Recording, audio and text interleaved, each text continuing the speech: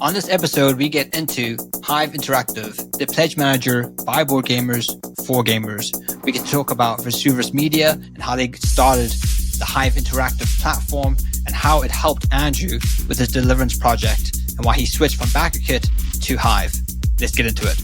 Game begin. Let's go. Lightning bolt, Facebook ad, Facebook ad. That's awesome. Hey everybody, and welcome to another awesome episode of Crowdfunding Nerds. I am your host, Andrew Lowen, and I am joined as always by Sean, and not Rick this week, but instead we have a much better looking version of Rick in Konstantinos Manos, except you won't be able to see his face, you can only hear his voice, and Rick has the most beautiful sounding voice in the world. So good luck filling his shoes this week, Konstantinos. He is Konstantinos is just a master of so many things. But let me just frame the topic before I ask him to introduce himself. The topic we wanted to cover is Hive Interactive as a pledge manager and the problem with pledge managers, just in general. And so, with that said, Konstantinos, would you please introduce yourself and share, what makes you an expert on this topic and some of your experience? Expert. Probably the amount of thousands of dollars we have lost. That's how you become an expert in something nowadays. You first pay for it, and then you know how to not make these mistakes. So I'm wearing two hats. From one hat, I'm actually CEO of Vesuvius Media. We're a board game publisher. Actually, we consider ourselves a Kickstarter company. That's how we call it, which means that we rely, at least at the beginning, heavily on Kickstarter campaigns. We have run so far 18 successful ones. We're in the process of manufacturing, delivering the 19th, hopefully again on time, most of them. And it took us about 7-8 years. We have been down that path. During this process of preparing, developing, marketing, presenting to Kickstarter, funding, manufacturing, delivering to backers, we've made lots of mistakes. We needed a lot of support. We're looking at things around in the industry to figure out how to fill holes. And we pretty soon realized that we spend more time not designing and developing a game rather than everything else that it's involved to get it produced and delivered to the backer. So there is a whole set of things, and there are so many pitfalls and risks there. And we made so many mistakes, and we lost thousands of dollars, as I said at the beginning. And it took us about 3 or 4 years to pretty much find the process, refine each and every step, and as far as we're concerned, create the necessary tools to support our journey. Mm-hmm. And that's where Hive was initially created. I have a background in software engineer. I have a PhD in computer science. As a company, we started with online games back in the days before we switched to board games. So we have technology and infrastructure already to create powerful web portals and applications. So we tapped into that as soon as we realized that whatever existed already in the industry was not enough. We could find 3, 4, 5, 6, 7 different tools, each one covering one small part of what we needed, but that didn't make sense in the end. We wanted one platform that can cover, if not all of our needs, most of our needs, so that it streamlines the process and makes everything easier to follow and makes sure that mistakes do not happen. Yeah. So that's how Hive was created. In Hive, we started initially as a pledge manager tool that has some extra features that most of the pledge managers do not. Then we moved to a customer support ticketing mechanism. Then we moved to a CRM. Then we moved now to freight management, to warehouse management. So it constantly grows to become a platform that can help any board game publisher pretty much computerize their entire process. And these are the things that we have wanted to do, and this is how we started. For the first 4 years of Hive, it was between a family of creators. It was a closed portal/platform that only if you knew us, you could have access to it. And then last year, to actually January 2023, we decided to go public and then open it up. That's where we met you and the other really cool creators, because we realized that we started having way more requests about accessing the platform. So we decided, okay, let's go public. And now we're trying to help as many people as we can and bring them to the other side of how things are being done. So Hive has been active for 4 or 5 years now? 5 years. 5 years, years. at least 5 years. Yeah. And you guys are also... It's the pandemic that messes things up. Like those 2 years of the pandemic, like they feel like 20. So I'm trying to remember exactly do the math in my mind. But yes, it's about 5-6 years that we have been using it. 3 or 4 companies who have been using it as a pledge manager, and then in the last 2-3 years, it has been upgraded a lot to become a platform with way more tools inside. That's amazing. So, and one other thing that I personally know about you is so am I correct or am I incorrect? You designed the national website for Greece that conducts elections. The first version, yes. That's one of the things. Like when I first started, I was a computer engineer. I worked for one of the biggest software house in Greece. Then I worked for one of the biggest TV stations there as their internet manager. So I have gone through. Then I switched to mobile games. We created a game with Alpha Dog Games, which is a local studio for Gamefound with millions of players. So we have technology behind that.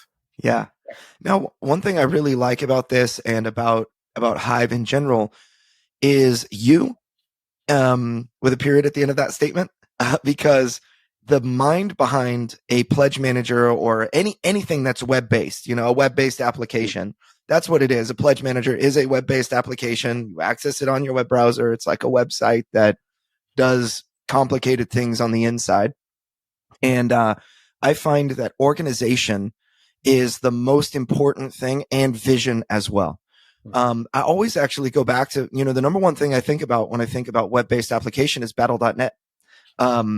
Because battle.net, yes, which many people listening to this should know about, is the reason that Blizzard became very, very famous. And so it really started out as a matchmaking system that allowed people, I want to say it started in StarCraft 1 or Diablo 2, something, maybe it's Diablo 1.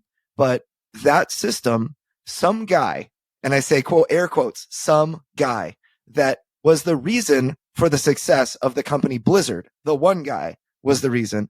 He figured out how to pair people on a single computer that was in an office somewhere and then tether them together and then use that connection that they had and actually host a game locally from one of their 2 computers that they were playing. So if 2 people were playing together, they would get the matchmaking would happen on this single workstation, and then it would get kind of handshaked off so that the load of the game and the thinking that the server had to do was actually being conducted on one of their computers. So it turned this brain, which people have, there are massive server rooms that are huge around the world that are pretty much the place you would like to be in the event of a zombie apocalypse. They're that secure. This one guy found a way to take a single workstation that was valued at $3,000 and get a global player base to actually be able to play together, which I find absolutely incredible. But it was just, it was the mind of someone who was very well educated and experienced and also kind of visionary. And I call them unicorns. People like this I call unicorns, where they have so many different skill sets. It's a matter of perspective, and it's a point of view. Sometimes you just we use the expression "think out of the box," but sometimes it's just that you don't think out of the box. You don't see the box at all, or you see things in different way, or you understand the need. So, especially in the concept of Hive, the there is a huge difference between pledgemanager.com, BackerKit, and other pledge managers, CrowdOps before. And I'm going to say something, I'm going to add Gamefound later on that. Between Hive and these pledge managers that I mentioned, because none of these people are running campaigns. We live and die with our tools. So if this is not operating at 1,000% capacity, we are losing first. So we are creators, and this tool is from creators for creators. And that will always give us an advantage because we are here, we are exposed, we run one campaign after the other campaign, and we know what we need and we know how to evolve. And that's why we see most of these tools out there being the same in the last 5, 6, 7 years. Maybe they added another export feature, but that's about it. Because they are focusing only on a very specific set of services, how they perceive them or how they hear. It's not the same thing to listen to somebody else and create I also have worked about 2 decades in creating web shops for people. So I can create a web shop. I can have you who sell board games describe me your needs, and then me as a developer come with what I think you may work for you. It's a different thing. Me being a board game shop and creating a web shop for me, rather than somebody else explaining me their needs and me trying to imagine what will solve and what will cover them. So when you are dancing, you know what you need to do. Now, and I said Gamefound, I'm gonna leave it on the side because Gamefound has Awaken Realms behind, and they are also exposed in the crowdfunding. The difference between Gamefound's experience and everybody else's is that not everybody's Awaken Realms. And it is dumb to assume that whatever works for the big companies, Cool Mini, Awaken Realms, it's going to work for you that you're trying to gather 1,000, 2,000 backers and you have no idea how to do that. Okay. So if you're going with the tactics of the big companies, you're going to fail miserably and you're going to lose a crap lot of money. So again, they say like Amazon.com, you don't want to do SEO like Amazon.com does SEO. Exactly. So not only you don't want to, you don't have the capacity. When Amazon.com went for a decade at minus 10 million per month loss, so that now have 60% of this is not the same business model, and people need to realize that. We did these mistakes again when we were starting. We were looking what the big guys do. Let's go to this. Doesn't apply. You have to go slowly and you have to use the tools that apply. When you become big, probably you will have outgrown Hive and you will need something else. Good for you. Maybe you can hire somebody to do your own custom dashboard. Exactly. Well, at that point, then you have different needs. But that was the perspective. When we started, we looked, we evaluated things out there, and they were not enough. Either they had extremely high fees without explain what. Either they were presenting information already in a shady way and we didn't like that. Like, I can see you're trying to trick me. Why? Why are you saying, 0 setup fee, but I have a campaign fee? So you just rebranded the setup fee to campaign fee. Is that what we're doing now? We're playing with words. Oh, ROAS is this. ROAS is that. This is the big one. This is the small one. And you don't feel comfortable when you already see that other people are trying to misrepresent themselves. And then you see tools that have been the same since a decade ago. The same Kickstarter.com. Kickstarter. They started now changing because Gamefound, because BackerKit. Things need to evolve. Okay. And Kickstarter is trying also to find its own place. And personally, from the crowdfunding platforms out there, I believe it has a different perspective and a different culture, and I respect it way more than others. Okay, I know that creators will always ask new features, and Kickstarter is trying to add, and now you have Gamefound giving a crap lot of features, but at some times and some points, a parent needs to say no to the kids. We've seen what happens if you follow and you say yes to every single feature the creators are asking. It's called Indiegogo. Failed miserably. Okay. So, yes, stretch pay. Is it good? Can you give me numbers? If I give something and make it available, people will use it. If it's not available, how many will I lose for the people that? None. Maybe 0.05%. But when you stretch pay it, then you have 4 points of failure. We have one charge from Kickstarter at the end of the campaign, and that fails at 2 or 3%. Now you're gonna try to charge the same card 4 or 5 times. Yeah. And this has nothing to do with crowdfunding. Now it comes my webshop experience. I've built many webshops behind.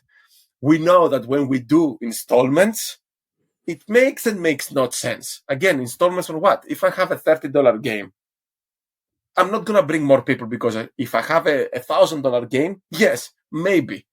But again, we are crowdfunding. We are pledging. We are not a web shop. We are not a store. It's a thin line you're trying to pass through and go from one place to the other. Yep. There is a culture. We need to respect and keep the culture because that's the one that separates from Amazon. Yep. If Kickstarter, if Gamefound tomorrow becomes Amazon, then it becomes Amazon. It is not for us. It is not crowdfunding. Right. Okay. Yeah. So, it's interesting because I, this week and last week, I've really, really thought hard about Kickstarter versus Gamefound as a pledge minute or as a platform for Deliverance. So Deliverance is the type of game that would, I believe, for the expansion. So we're going to launch an expansion. The plan date is actually in September, and we are, so we had to figure out Kickstarter or Gamefound, and I thought through this, in depth and whatnot, but we decided on Kickstarter. And Gamefound was offering a lot of great incentives, a lot of really good incentives that expire, pretty much by the time this podcast airs, they'll be expired. Or maybe you could, send a message to Alex Radcliffe begging him to, have like a week to decide or whatever. But in general, they're going to offer you like 5% of whatever you raise on the first day as a fee, as like a marketing bonus where you get to spend that on anything you want, Board Game Geek or Facebook ads, whatever. And then up to $30,000, then they'll send you like an email blast and they'll give you like a rotating banner for free. It's like $1,500 value and other things like that. And so those incentives, I was talking with a creator and we decided on Kickstarter because Gamefound Kickstarter has organic traffic. That is the thing that Kickstarter has over Gamefound. Which is organic traffic. Huge. Yes, and another thing very built important. over more than a decade. Yes, and then they have the name recognition as well. So the name recognition is really important for people that back campaigns sometimes, but not all the times, or maybe not recently. And then even beyond that, Deliverance had a high percentage of people that had never backed a Kickstarter before. I say high, I mean it's 15%. About 15% of Kickstarter's backers had never backed before, and that lack of familiarity people have, but I find that others are able to teach them, others in their circle are able to teach them how to jump on Kickstarter. It's going to be easier to get somebody. So I decided it's going to be easier to get a consumer to adopt Kickstarter as a platform than it will be to get them to adopt Gamefound as a platform. Now, the things that Gamefound has going for it, it's basically what I would call non-organic forced traffic, which is not a bad thing. They're spending a lot on running ads for various campaigns. They've got a limited number of campaigns that are all kind of big, chonky, $100 products that are, deep with a lot of story or whatever. And all of them from minis. Established creators. Yes, all from established creators. Newbies on Gamefound, they die. Yeah, exactly. So it's you have to bring your own traffic. If that campaign was not on Gamefound and it was in Kickstarter, could possibly have done better. That's the big question that holds a lot of people back. Spending that much money, and I can see a conflict of interest when they say that we're going to spend the 5% of the first 2 days ads. The 5% is their fee. It's still your money. They just don't take a fee to bring more people to their platform. They are not investing. Again, like I have no problem, but just come and say, we're going to waive our fee to try to bring you more people. Like you are winning too. It's not you're giving me something. You don't take 5%. You don't say, I'm going to match your 5%. I'm going to match your initial 2 days marketing budget, and I'm going to bring you more. Now you're investing in my project. Right. I think that's kind of what they did last year. They cherry picked certain creators, and their goal is to show revenue increase, and they were able to more than double their revenue from, I want to say, the year 2022 was like 50 million raised. 2023 was like 109 million raised on Gamefound. So their goal is to just grow. And I know they have Ravensburger behind them as an investor and other things too. Yeah, but the other problem that I saw with Gamefound was it seemed mutually exclusive to every other pledge manager. So it's in kind of my view, it doesn't have to be, but it seemed like if I chose Gamefound as a pledge, as a crowdfunding campaign, a place to launch my campaign, I wouldn't be able to use Hive. And that's actually was a big problem to me, because Gamefound has a pledge manager. It's all, kind of mixed, married together. And, if I used Gamefound, it would be hard to say, okay, we're only using you for our crowdfunding, but not pledge management and that kind of thing. So that's one thing. It wasn't like the biggest determining factor for me, but it was something I considered. And then the other piece of the puzzle was Gamefound wants to hold all the cards in the end of the day in regard to your marketing, which was kind of a problem for me. Like, so what to me, it meant for me choosing Gamefound or Kickstarter was, do I go with status quo where I funded a project successfully and delivered it and have a little bit of established base there? Or do I go to Gamefound, which would represent new frontier? I would have to tell people, yes, I funded a project on Kickstarter, but everybody come use me on Gamefound. It's going to be better. And then I would have to start building kind of my reputation to Gamefound people, like to Gamefound creators. Whereas Kickstarter, I feel, is a little bit more malleable with the types of people that go there, the larger audience that's familiar with it. Gamefound represents to me the alpha gamers that buy the big projects, that spend big money on things, and that's actually a good thing. I think those can be our people. But I felt like I want to be in control. I want to be the one that manages my own email list. I want to, I don't want to kind of fall into the I can kind of consider it a trap of, the fault, like the notify me button, and people, anybody that follows on Gamefound gets updates, regardless of if they back or not. But I felt like I want to control my email list. It's the most valuable thing that any company will build, is your email list. So I didn't want to kind of abandon that in favor of having people request for notifications. And so like the process that we use for marketing all our stuff, we send people to a landing page, we get the email list or the email on our list, and then we, continue on down and get them in our social communities. And that process, I felt like in some ways Gamefound it would be nice to have that system added on top, but I felt like, the way that they're going, they want to kind of be the all-in-one everything company. Kickstarter kind of too, but I don't know. I just all this added up together. Kickstarter so far doesn't. It is very specific what they do. They do one thing, and that's what I'm doing crowdfunding. And they're partnering with other companies, like they're partnering. They partnered with GelOp to say, we have marketing too, guys. Because Gamefound has a internal marketing team. They partnered with some pledge management or Easy Ship, like shipping company for logistics, to say, oh, we have logistics if you want to make it easy. And a lot of people are just like, I just want to make games and, make the rest easy. And those people should sign their games with other publishers. But I find that it's not. The thing that I could also question is, I don't know, the numbers that Gamefound is reporting, some of them do not add up. I have to say that and put it out there. Okay, so. But one thing I really want to get into, Konstantinos, is the fact that you've really brought us on board to really troubleshoot or just give you suggestions. And it's been really interesting to just see you implement some of the things that, some of the frustrations we've had with different pledge managers.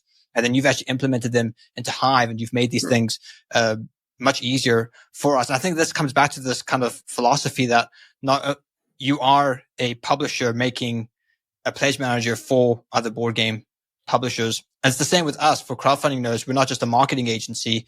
We also have a publishing arm with Low End Games. So we have a similar philosophy, I suppose, it's really as you important with to Hive. understand what people are going through because we're going through it ourselves, right? The way we grew everything and the way things have evolved, and they're still evolving in a different path than the pledge managers, is that we do not consider ourselves a pledge manager. We consider ourselves a platform that provides a set of tools. And you will see immediately a different culture within Hive as soon as you start setting up your projects. You're going to see that we look at this as a company that has needs. We don't view the process per project, which is what everybody else does. We view it per company. So you're going to immediately see that when you try to add the SKUs into our system, you add the SKUs at the company level, and then you assign them to projects. You add shipping methods at the company level, and then you assign them to projects. You add tax information at the company level, and then you assign them to projects. So you already see a different approach because we view you as a company, and we're here to provide you tools and computerized methods per company. One of the things that you need is to run projects. One of the things that you need is to have customer support tickets so that you don't have to have Zendesk to do customer support tickets. One of the things email. Or one of the things that you have to do is to monitor your invoice so you don't have to pay a Zoho or another external tool. One of the things that you have to do is pledge managing. One of the things that you have to do is late pledging. One of the things that you have to do is pre-ordering. One of the things that you have to do is run a campaign. And you do not want 4 different URLs, 4 different products, 4 different setups for each and every of these processes. You want to spend your SEO and you spend your awareness to one URL, and that URL follows your campaign to every step of the way, from pre-campaign until even final delivery. You want to have flexibility. You want to be able to do per item shipping costs, but per weight shipping costs. We have Bucket using per item shipping method since it was first created. Nobody in the industry does per item unless it is drop shipping. Everybody else, every quote you get from the industry is weight. So why do we do per item here? We support both. You want this one, you want that. We have surveys. Our survey mechanism is not answer questions and get. No, it is way more powerful. It is an upsell tool. It modifies your pledge. It adds add-ons. It adds freebies. It is there for you because it is a powerful tool. When used correctly, you can provide a better experience to your backers and you can upsell. We are here to, at the end of the end of the day, to give the best chance we can to our project.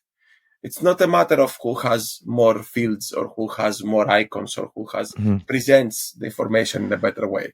Honestly, I have the tools to do my job. Yeah. Can I go? And actually, that's one of the reasons that I found you in the first place. Was I just ran all my numbers. This week, and I gave a presentation on Deliverance, how much it's made, where my marketing expenses were, and other things like that, which I'll share on the podcast here in maybe a next episode or soon, because it's a great case study, and I don't mind sharing exactly how much the project made and where we went wrong. And where we went wrong, one of the biggest things that stood out to me, and I certainly don't want to disparage other companies, but I did not have a good experience. When we funded on Kickstarter, and then we locked in with BackerKit to for our pledge management. During that process, everything was going great. We had a great experience doing our pre-marketing. We made another 500 sales over the course of when we began manufacturing, and then needed to start the shipping process. And then when I hit the export button for the export of my customers by like line item, like by SKU, I received a jumbled mess that did not work. And that freaked me out because I have products that are about to go to like sail on ocean liners across the ocean to various shipping hubs around the world. And I don't have information that I can give those shipping hubs to say how many products we need, how many, like our t-shirts, when they were split, they split by line the size and then another line the type. And then sometimes they would just leave the size off. And then some of our backers would have Deliverance, deluxe game quantity 0. And it was like, wait, this backer had a Deliverance game and like the all-in edition, so you can see the metal coins, the neoprene mat, the acrylic standees, and but they do not have a game though. It's like this information seems like I'm really scared right now because something feels really, really wrong. I'm gonna need to fix this. I actually went through and tried to work with what I received at first because as a creator, like I'm pretty decent with Excel. I'm not as awesome as some other people, but I know my way around it. And I was able to go through and manually correct because the information in the backer kit system was correct. Like I could see that this backer had a Deliverance game in there, that they pledged. But then when the export came out, there was quantity 0 in the export. I didn't know why. And then I could see that this person had a Halos large t-shirt only if I went in and clicked on the actual, I kind of, backer kit gives you the ability to like pretend you're that backer and you go in and you see what choices they made. It's like, okay, they got a Michael shirt at size large, but the export only showed a Michael shirt. It's like, man, this is, it was actually really scary. I was very, very nervous because I felt like we were going to spend an unknown amount of money fixing this or, just solving problems. And I don't remember how. Oh, actually, it was Tom Covert from the Board Game Revolution community. He referred me over to you, and it was just you were a godsend, and you had like some kind of strong words for me. You were like, dude, and you were nice, but you're very Greek, and Greek people just share like what's the truth, and my wife's Greek too. and it was like really like the color kind of drained out of my face. And like, I remember feeling like this when I would get this, when developing Deliverance, I would get the truth just sent to me from somebody that was like saying what problems there were with the game experience. Like the dice rolling makes it hard for me to concentrate and I lose my place. And for me, like, as a developer, I'm thinking, oh my goodness, that means I'm going to need to rip the dice apart and every single system in the game needs to change, which is 4 months of work. And I know this needs to happen and that this person's right. Well, that happened with you where I'm like, I know Konstantinos is right. I know that there's a problem, but I also recognize that I don't have the expertise to fix this and I'm kind of on the clock. So my backers, they're going to get their project. But am I going to like remain a company after this? I don't know, because if I have to spend $50,000 on reshipping a bunch of stuff or freighting things around in a different way, or maybe I didn't make enough product or whatever, that is something that I will not have a solid handle on with my current exported spreadsheet. That's a very basic functionality. Like, I need to ship it to someone in the Philippines. I need to ship to people in the US. Please tell me. It sounds basic. It is not as basic. It sounds basic when you are a creator and you have to deliver. And you rely on these companies to know what they're doing, right? You just assume they know. You have to see it in a different way. They don't know. They create a platform that has some features, and then a creator comes and says, "Oh, I would like to have an export for my shipping company. Can I give me this information?" And they create an Excel. Then the second guy might come, "Oh, I would like also another export." They give you another export. They have like 2 or 3 or 4 or 5. But these are just per customer request. They are not with a plan. They are not part of the industry. They do not know. They are assuming that what the creators are asking is correct. And they reach when they have 6 or 7. Now they have enough and creators stop asking because they find something that's almost what they need. They take it and then they go on Excel and try to tweak it. Mm-hmm. Us. We lost $8,000 in the second campaign because we forgot a column when we sent it to the hub. So as soon as I realized what can happen wrong, I said, no, I want a system when I press a button, what I get, I email. And if there's a mistake there, it's either the platform or the hub. Mm-hmm. Not me going adjusting numbers. Oh no, this is missing. It's 1. Find all these guys, do 2. Like, this is one of the, and that's where I came to you and I told you, and that's why I use the strong words, like, you're gonna lose. And it's not only the money. The problem is that especially when you're starting or you're a creator and you want to create the feeling of trust and that the feeling that you know what you're doing, the people that are not happy are going to be posting more. Even if you have 5,000 backers and you have 100 that are disappointed, those 100 are going to create so much buzz that you're going to feel like they are 4,900, not 100.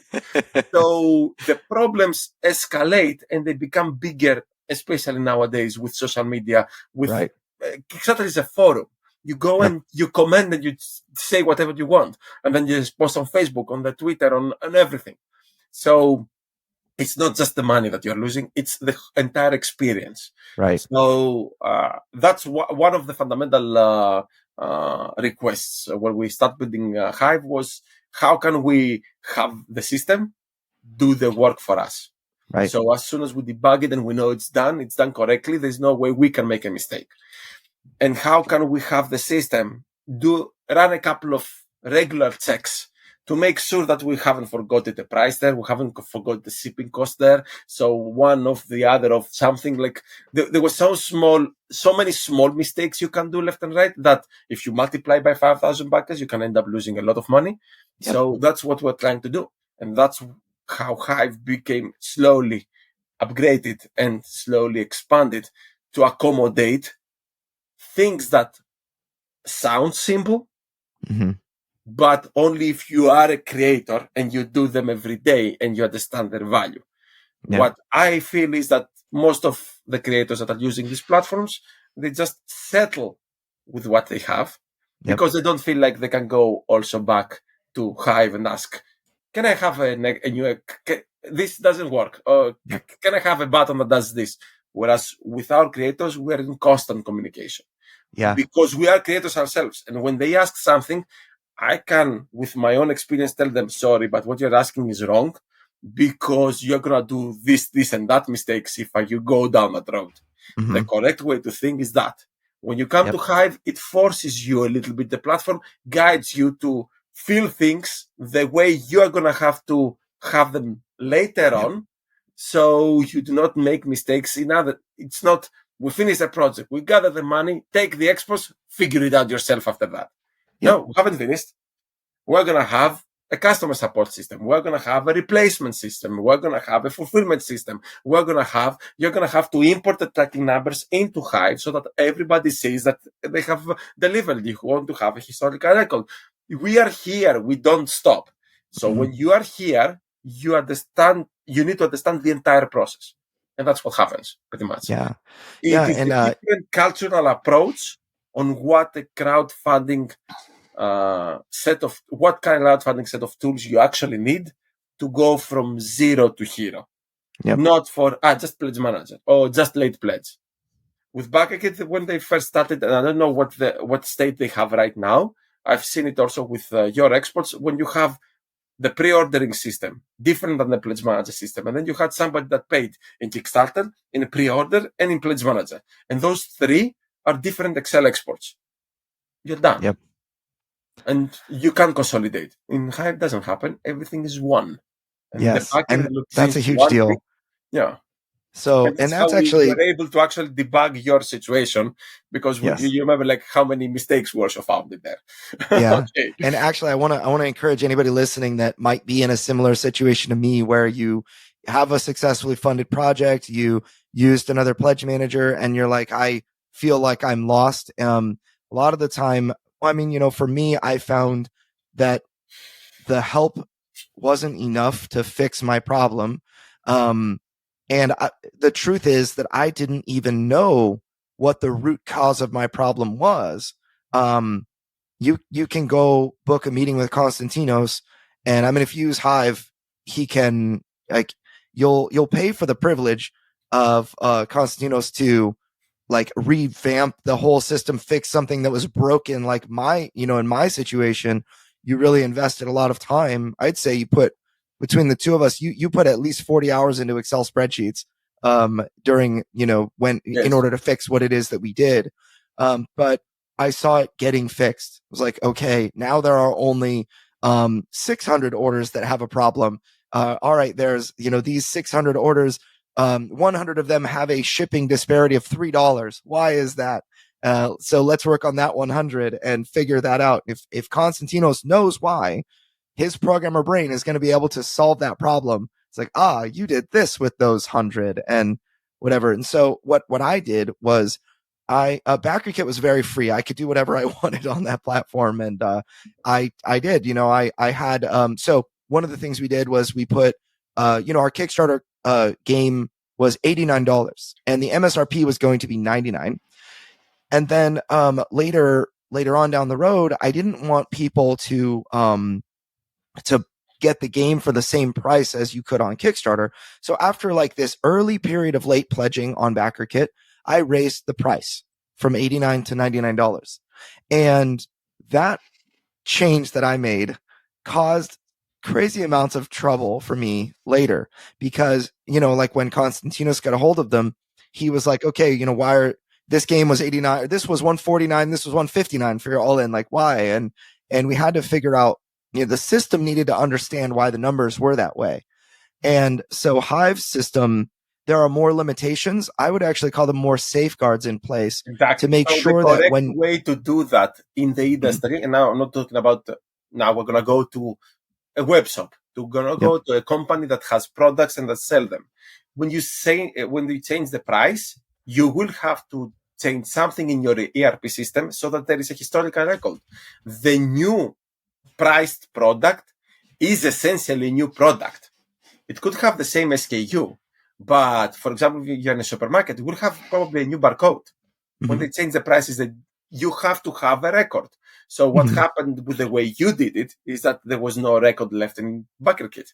So potentially, if a backer came to change the pledge and make an adjustment, if they have paid previously $149, then they would be asked another $10.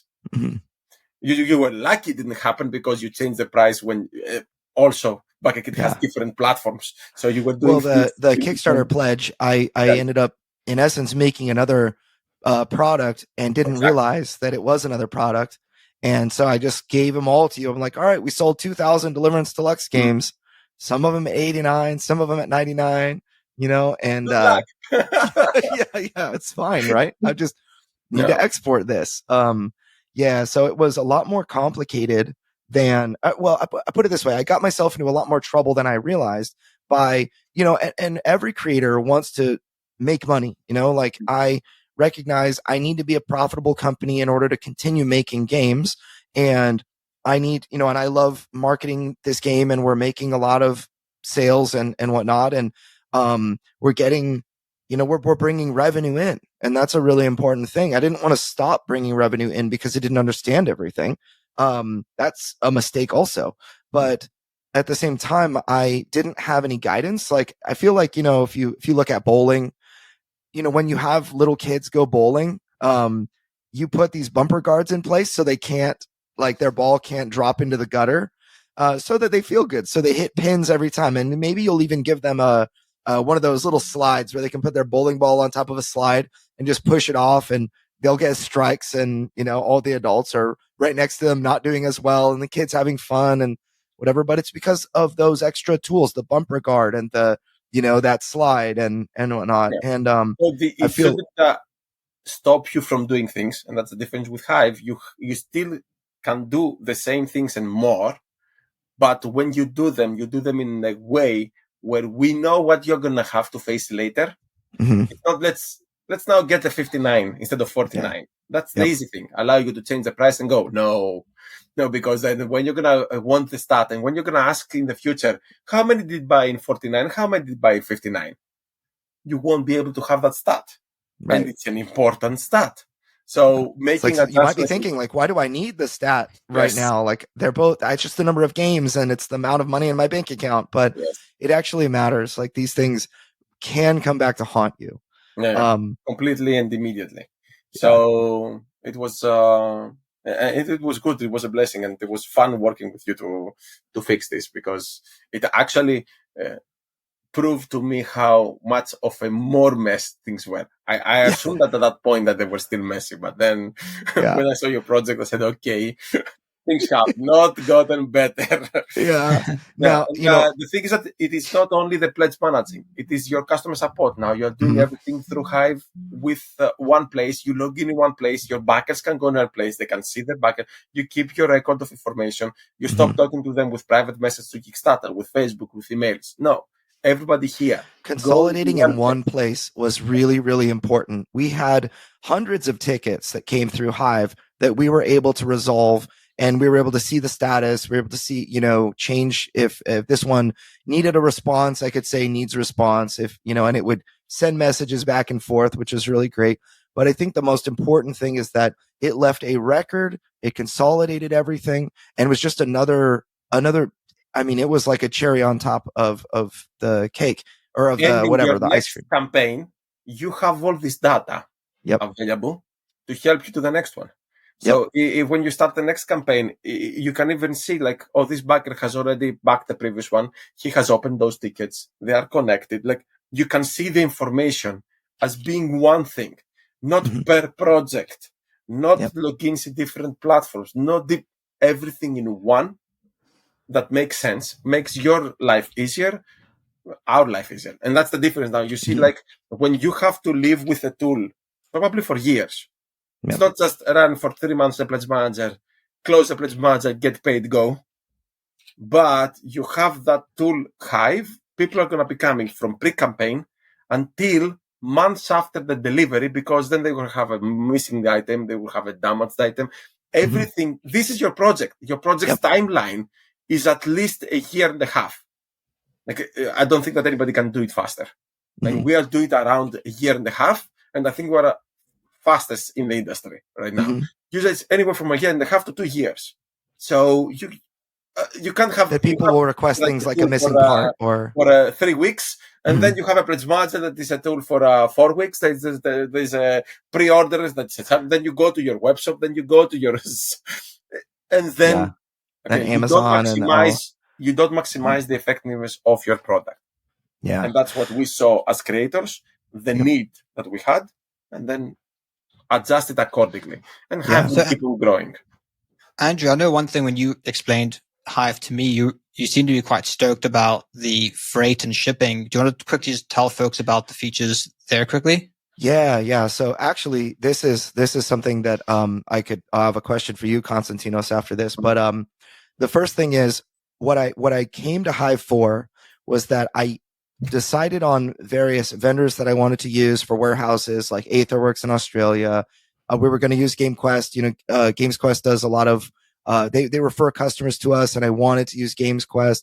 And a couple of like VFI Asia, Bridge in the US, and I just needed the export to work. I just needed to, like, all of my, everybody in Great Britain and in the EU, that spreadsheet needed to go to GamesQuest. And I just wanted it so that when I pressed the button to get the spreadsheet and sent it to GamesQuest, I just wanted them to say, this is very clear information. Your cost is going to be that. I didn't want them to come back and say, we need this information, that information. What is the size of your boxes, the height of your game, in millimeters? Actually, we need it in centimeters. Oh, we need it in inches, and I didn't want all of those questions coming from, which I was getting from all of the various companies. Oh yeah, we need this information. We need that information. Here, this address is jumbled. It's garbled with, the export is garbled, all of the special characters that you ever made from all of your European backers. Like every German has this B that they do. That was, yeah, it just, okay. Yeah. So I just didn't, like, none of that came out correct and I couldn't make it happen. So I just wanted to press the button and get the thing that worked. And after the work with Konstantinos, that happened. I was able to organize by country, say like, oh, these countries are shipping out from VFI Asia, like South Africa and Singapore and, Indonesia and Japan and whatever. These countries are all, like I can assign them one at a time and I can see which countries are not yet assigned that have data. So it's like, oh, I didn't assign Thailand yet. It's like, okay, I have backers in Thailand. The system's telling me that nation is unassigned. Who do I want to assign it to? Well, obviously VFI Asia is going to do Thailand and China and whatever. And so, all of those countries get assigned. All the backers that are in those countries get exported, and they get exported in the format that VFI Asia needs, that Games Quest needs, that Bridge needed, that, all of these, Aetherworks and everything. And it all worked really, really seamlessly. It took a lot of effort to get there because of the mess that I made. But once we cleaned it up, and Konstantinos, you were such a blessing. Like, you really helped clean that stuff up. We were able to really, really leverage that. And honestly, if I had known about this before, you also have other things that you do in addition to this. Like, in addition to the quality of life stuff that helps me get my, you've got the customer support, you've got the shipping exports that are good. You've got the organization that just is good. You've also got a really cool, pre-ordering system we've used for, to sell lots of products and whatnot. And then you've got, what was there? There was like, there are so many other things, but I guess just a robust survey mechanism, which is way better than anything out there, where you can use it actually to present and upsell. You can be like a last line of defense and explain to your backers better. And we do have incorporated freight information because we do the consolidation service. So again, we are now creators. When you are in Hive, you are part of the Hive. Freight's a big deal. You are not alone anymore. And the difference is that because we're creators, we are using all those things. Like, we are using the same hubs that you are using. Mm-hmm. It is not a partnership agreement where I'm getting paid to send you customers. If tomorrow the hub is not operating correctly, then I'm going to leave and I'm going to take you with you. And we're going to go to someplace else. Because we're 50 creators right now and everybody's deciding to risk something else, we are going to find, this guy is working with these guys and they're better. So everybody flock there. Yep. So the idea is that's kind of what happened with Bridge, right? You were like, all right, I don't know about this Bridge company, but let's see how it goes. And it ended up being real smooth. And now it worked for you. Then everybody left QML. We came to Bridge. So the idea is that everybody needs to risk. But if everybody risks on one thing and gets 9 risk-free options because somebody else risks on them, then again, you mitigate problems. You mitigate losses, and we consolidate together. So right now we're at 20. So we pretty much have every 1 month or 2 months freight containers leaving from China directly to US and EU. So if you have 3 pallets and you ship them on your own, it's going to be $1,000 per pallet. You put those pallets in a 40 HQ container along with my CBMs, your CBMs, his CBMs, then suddenly we drop the prices by half. Mm-hmm. So it is strength in numbers in more than one occasion. And the reason we are optimized, the reason we have the exact export that each of these hubs need is because we are working with them. That's it. And we listen, we talk with the creators. And if you have a new idea, if you have a new proposal, we're going to explore, we're going to expand, and we're going to keep on going. That's the idea here, right? Yep. Yeah. And now I have a question for you. There's something that was very, very complicated for me. So you're talking about freight and things like that. This is something I actually don't know, because we had a logistics person that I contracted with to help me, that actually doesn't really do that anymore. They work, they've got 5 children now. They're working full time. They don't really have the time to do that. I know they probably would if I begged them, but, taking my project on again, but things like VAT and, importing and freight, can be very complicated. Yes. Do you help? Are you like kind of can you act as like a VAT agent? So if I wanted to import to Germany, Yes. can you help with So doing things like that? So we already have an EU company, we have a US company, we have a Canadian company. And the reason we did that is so that when we import and when we move things, we handle the process completely without third parties, agencies or anybody else, keeping the costs as low as possible. So because every time you involve somebody else, they will add a fee, and then another fee, and then another Yep. fee, and then another fee, and then you end up with $12,000 to move a container from China to Europe. Yeah. So in this case, yes, we do handle pretty much most of the stuff, and we guide you on how to handle the rest. So, Yep. for example, when you were talking about VAT in Europe, there are two different types of VAT. It's the import VAT to go inside Europe, and then it's the VAT you have to pay for your backers within the European Union. This is the OSS type of situation, one-stop shop that they have created in EU. And those two need to be complementary. Like you're gonna have an amount that you have to pay for all your backers, but you prepay an amount during import, so you pay only the difference. Yep. So the second part, the OSS, has been you need to have an accountant, you need to hire somebody to do it because they have to open a VAT for your company within EU and remit the VAT. But the first part that has the import VAT, we handle ourselves and we bring the games legally, and then we give you the necessary receipts so that you can remit and you can balance things out. And we can guide you through this process, and you can figure out exactly what works and what doesn't work for you. Not everybody needs to remit VAT. There are some thresholds that if you have a small project, you don't pass them. Import VAT, everybody's going to pay. There is no way you can import without VAT. But the rest of the VAT, like unless you do 10,000 euros in some countries, or it's like the States. Every state has their own stuff. Yeah. The same thing happens in Europe. So we can help you guide those waters. Very good. Konstantinos, this all sounds amazing. I'm sure all of this costs an arm and a leg. Can you just let our listeners know what is your fee structure? What does your pricing look like? Yeah, it's very, very simple. As far as the pledge manager is concerned, we have two packages. It's 3% a 3% rate of whatever money we collect within our platform. So we do not touch your Kickstarter money. We don't have anything to do with that. We don't touch it, no matter what. So whatever we collect, you upsell, and whatever passes through our platform, we charge 3% for the regular package, which has features like 99% of the pledge managers out there, plus the extra high features.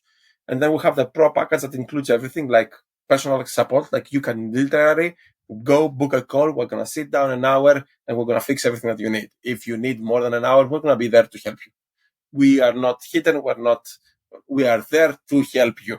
Okay. You have the customer support system, the freight management.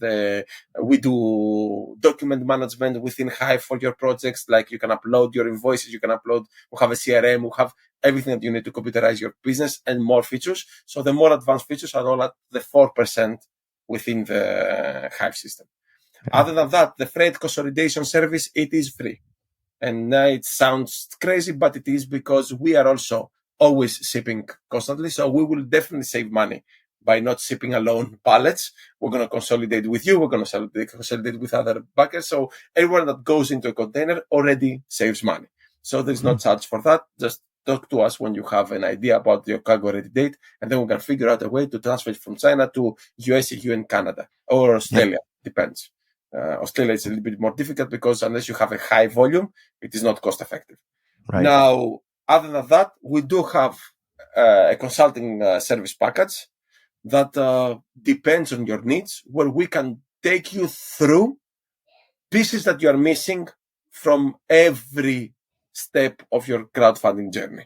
That starts from pre-campaign, from creating the Kickstarter campaign page, to finding out what the right price for your pledge is, what the manufacturing, help you shop for manufacturers, get prices for them, fulfillment, finding the correct hubs, what works best for your project. Now, this is very flexible because every project is different. Every creator has a completely different needs. So the all-in package is at $2,000. Nobody does the all-in package. We just have it there as a reference. You can't see what it is unless you are like a new creator that has only designed a game, has no idea what to do with that. And then again, we have to onboard you for this process. Or usually what other happens is the $750 fulfillment consulting, where new creators will do that with us once, because we pass you all this knowledge on how to fulfill a project. Once you have done it once, you will not need that again. You already have the knowledge. It's repeat. You should view it as a seminar on how, on what do I do, what do I do to market my game, and after manufacturing, how do I take it from China and deliver it to every backer in the world. So that's a process that we have lost thousands and thousands, tens of thousands of dollars the first time we did a campaign. And yes, we give that for $750. And at $750, we actually manage the entire process. You are there on the side learning, asking, making choices, but you have us we don't just give you the book and then you go press the buttons. We even press the buttons for you. Yep, that makes sense. Great. Yeah. Now go in ahead, the show notes, we will have a link where people can sign up with you.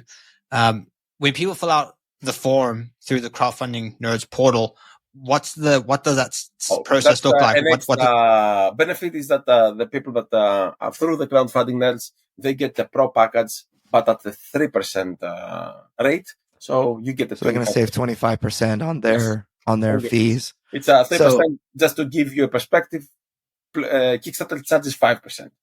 So that's the number you compare. Right. BackerKit charges 3.5% and the campaign fee. So that is your.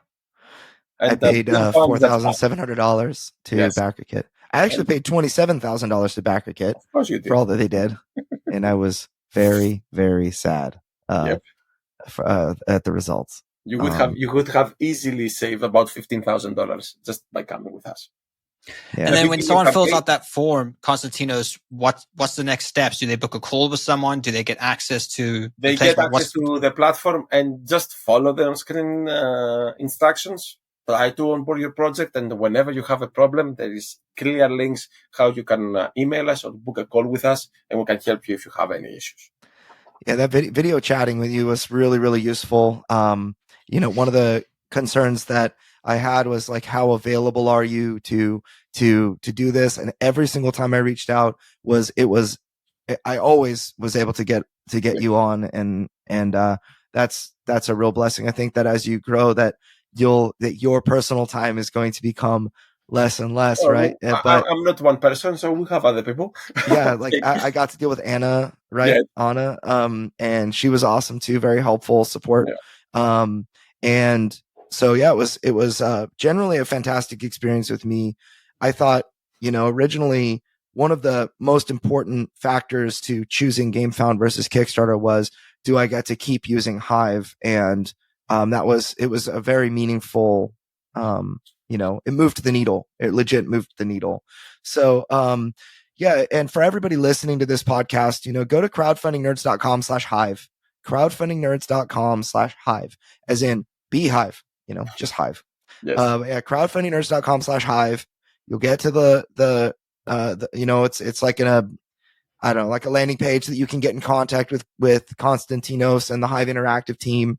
And, just get your inquiries started. I mean, the way that I look at it, every single customer, and I've referred, I don't know, a dozen people to you thus far, but everyone that I refer, I don't say, I personally feel like you have to use Hive. It's that good, but I always tell people, look, compare, like, do your research, do your work, figure out, if this is the right path for you and that kind of thing.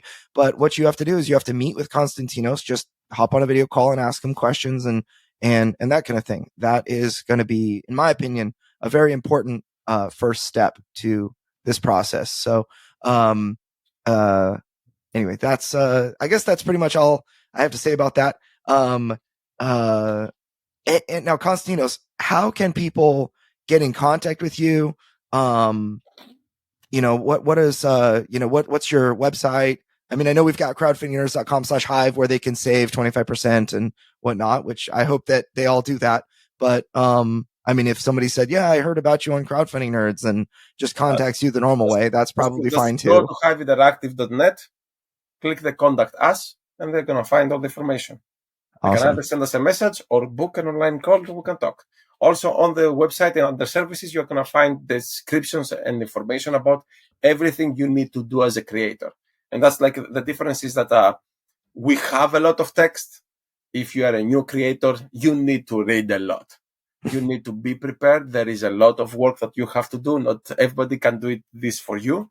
So read, and whatever you're missing, you will need at least what we have on the website. So whatever from these items you're missing, contact us to fill in the blanks.